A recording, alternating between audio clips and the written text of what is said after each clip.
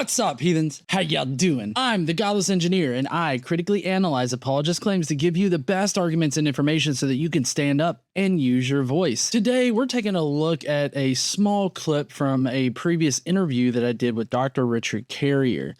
I had this in a larger, longer clip, but I feel like this particular section of it is very important because we're discussing the problem of honesty in biblical scholarship. I know that there are a lot of people out there that like to laugh at mythicists who say that there's a problem in biblical scholarship concerning like various historical aspects of the biblical sources. But this clip today is going to highlight the concerns that we have over biblical scholarship. And this is going to come from a biblical scholar himself who has had a rather weird experience that seems to be normalized in the field of biblical studies. So if you want to fuck around and find out what exactly is the problem with the field of biblical studies, then please stay tuned.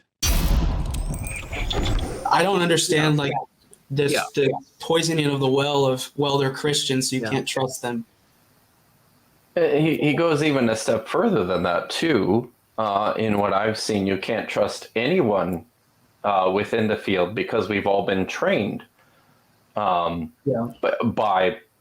Christian scholars as well. Even Jewish scholars who work in Second Temple Judaism, Roman antiquity, and the New Testament have apparently been trained by Christians and have had their minds poisoned towards affirming this idea through nothing more than simple loyalty to the guild, which really is silly. And I think what it does, maybe as much as anything else, is it betrays an astonishing lack of awareness and familiarity with even how the guild works. Those of us within it, I've often said, those of us within biblical scholarship often will look at things that Carrier and other mythicists say and claim about the field of biblical scholarship and go, oh, like that just looks nothing like my experience working with other scholars. So the question that I have after hearing that spiel, right? Like, this is just not something that Kip has experienced in his time in the field, right? So I was like, well, what does represent his experience in the field as far as the trustworthiness of like biblical studies or New Testament studies? And I got a clip for that. Nice. It's a little long where he tells a story, and so we're going to listen to the entire story of it. And this is, so just to put this in context here, this is Kip's normal experience in biblical studies. Okay, just keep that in mind. So don't ask. But I remember looking at the 8 points and I was like, well, this is okay and this is okay. Not this one, not this one.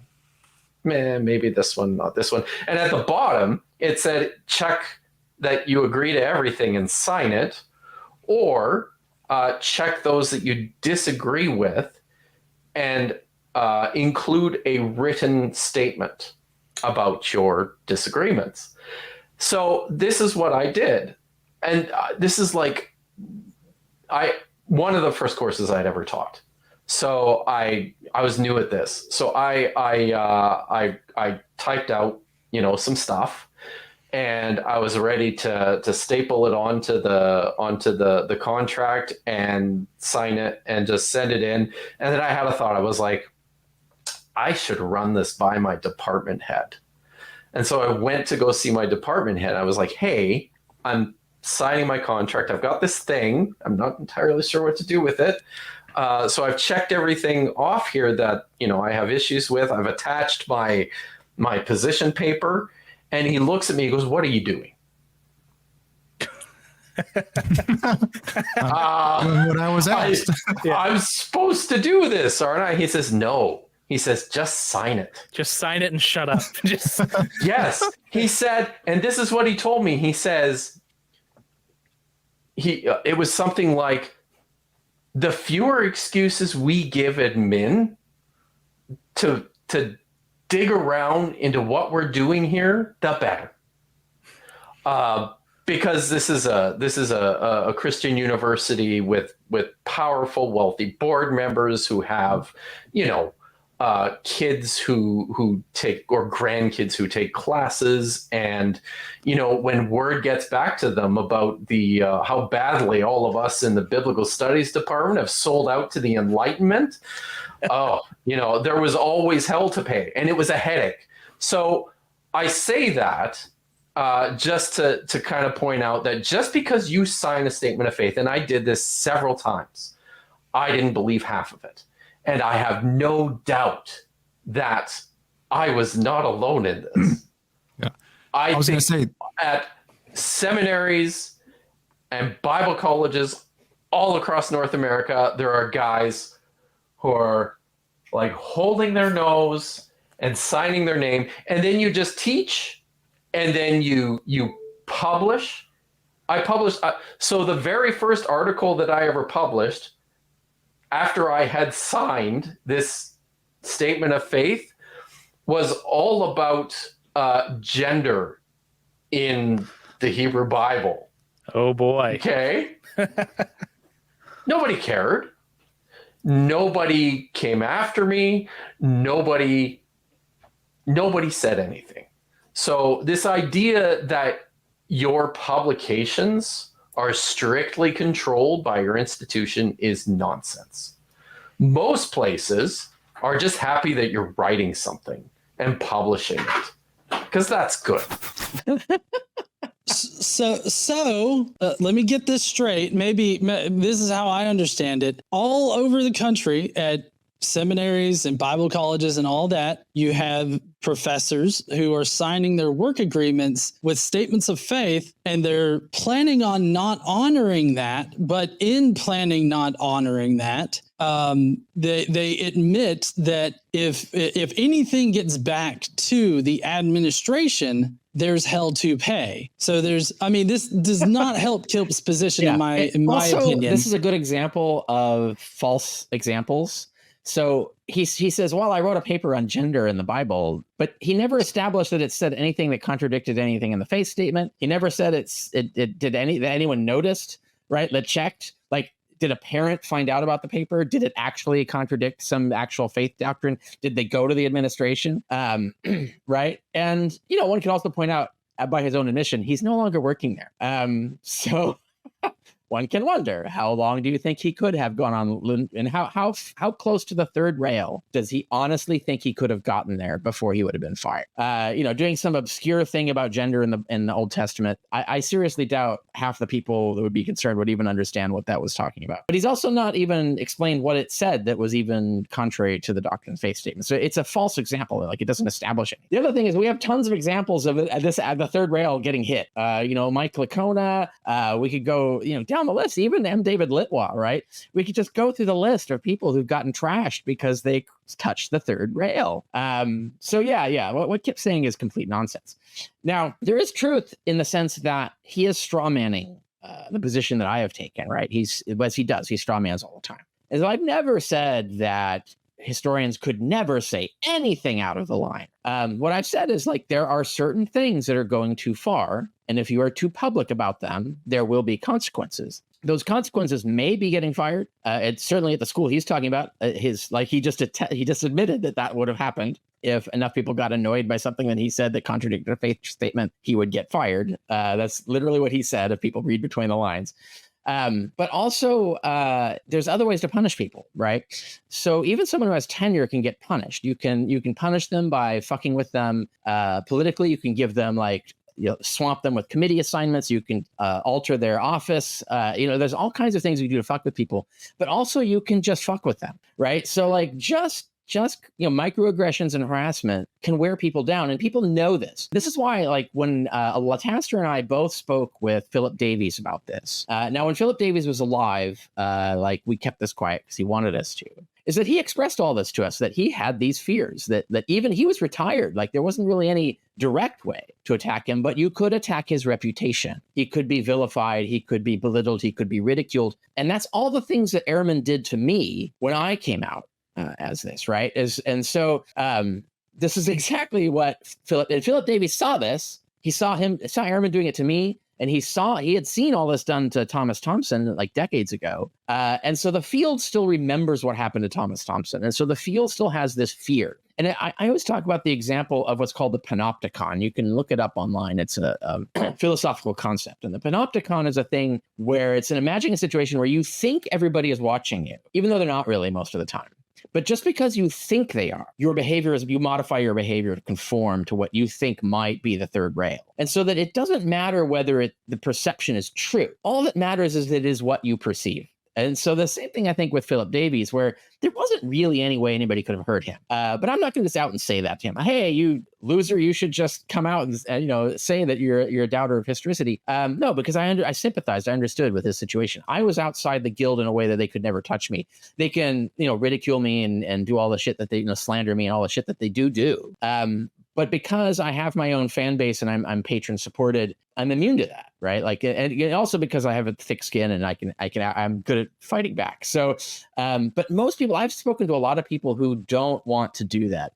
I remember, this is unrelated to this topic, but I did a survey of articles many years ago on women in philosophy, atheist women in philosophy in particular. And a lot of women at that time, several took me up and I have their interviews on my blog, but a lot of them didn't want to. And the reason they gave me was this, is say, well, look, yeah, I'm an atheist, but I'm also a woman in philosophy. I take a ton of shit for being a woman in philosophy. You're asking me to go public about being an atheist as well.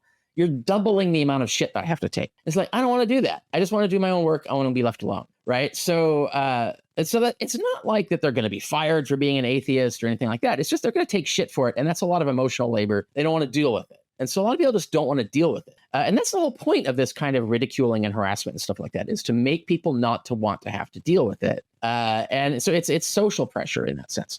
So that also exists. Right. So that all of this happens. And I think most of the fears that keep people quiet are not real. I think that if they came out, it would go much better for them than they thought. But they believe that it won't. And that's why a lot of people remain quiet. That's why Philip Davies remained quiet to his death. And so I know and this is in the guild. So I fucking know how the guild works. I've been in it. I've seen it. That's why I don't want to be in it, because it fucking sucks.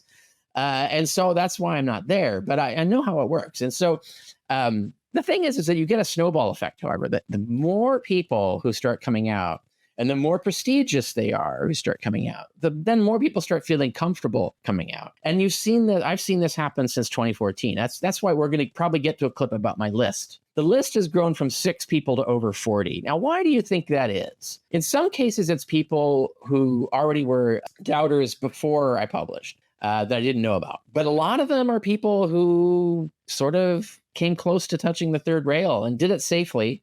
Like, a lot of them will be like, well, I'm still a historicist, but I think it should be taken seriously. It's actually possible there wasn't Jesus, right? And so, James Crossley is an example where he wrote the preface to Raphael Atastra's peer-reviewed book criticizing the historicity of Jesus. The book is questioning the historicity of Jesus. That's essentially coming out as saying, oh, yeah, okay, I'm going to give this a premature of endorsement by a prestigious biblical scholar. Now, would that have happened had I not published? I don't think so. Would that have happened had Hector Avalos not come out and said, yeah, I actually think there's maybe a 50-50 chance Jesus existed? I don't know. And even Philip Davies, who didn't come out, nevertheless scolded. He wrote a public article scolding scholars like Bart Ehrman for trying to ridicule mythicists out of the field. I mean, Ehrman literally said, you can't get hired if you're a mythicist. So that's a veiled threat, right? Like, we all know what that means. And Philip Davies knew what it meant. And that's why he wrote a whole article to say, no, you fucking stop that right now. And then there've been several others, Justin Meggitt and various others have written articles explaining, like, look, you need to cool it with this sort of veiled threat business and start taking mythicism seriously. And so and as that happens, you get a snowball effect. And now we've got over 40 people who are at least saying that this needs to be taken more seriously than it has been. That's how the guild works. And it is more based on fear and prestige than on rational evidence-based reasoning, in my opinion. And I think that is largely because there's so much Christian money and power involved in this field. Like, you don't get this with Hercules studies. There's no threat to losing your grants or losing your fan base if you deny the historicity of Hercules. You're not going to get harassed for it, right? Like, that's kind of thing. So You're not going to get ridiculed for it. But you deny the historicity of Jesus, you will, as people see how I get treated. How do you think that makes them feel about the effect of them coming out? And then here they do in this same video, they do this over and over again. Like, even we're going to get to McGrath later, where I don't know if you have the part where he swears that he agrees that the evidence for Jesus is weak or whatever.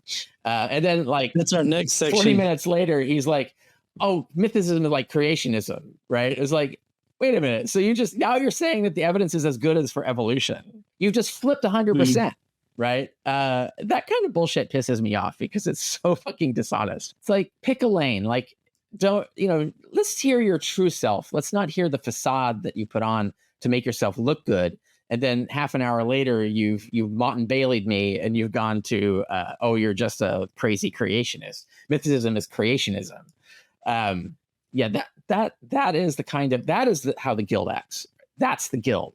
And that's kind of like what my article is about, right? I show, like, even like the sincere, nice people in the field who aren't threatening anybody over this and don't want anybody to be threatened over this, they still have these weird reasons for believing in historicity. And in this video, they'll only mention a few of them. They hardly deal with my article at all. But even when they do touch on my article, they never once ever touch on the evidence in my article. And we might get some examples there where I'll be able to point this out. But where I take an example and I show the evidence of what happens when you check to prove that they're not checking. Now, when you find scholar after scholar after scholar after scholar after scholar doing this same thing over and over and over and over again, you have found a trend. You have now established what is the norm in the field. And that's what my article does. And it does it with evidence. Now, in this video, they completely ignore all the evidence and they just try to gainsay things that I said. But in doing so, they literally demonstrate my entire point, because there's so many things in here in this video where they didn't check. And some of them are really doozers, where the Kip Davis is going to have a real foot in the mouth, like big time, because he didn't check.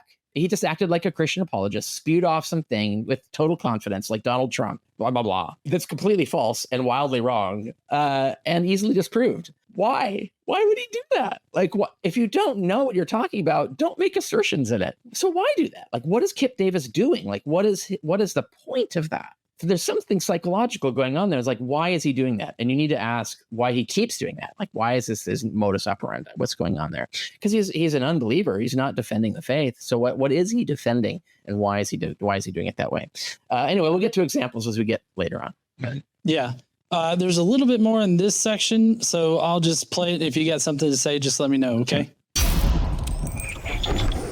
Hey, heathens. I hope you enjoyed that clip of my interview with Dr. Richard Carrier. If you will, please go down below and let me know what your thoughts are. Do you consider this to be a real problem? Do you think that Dr. Kip Davis's experience should be the norm? Or do you think that maybe we should hold scholars to higher standards than this? Let me know down below in the comments. And while you're down there, why don't you smash that like button and subscribe if you like content like this. Don't forget to stand up and use your voice.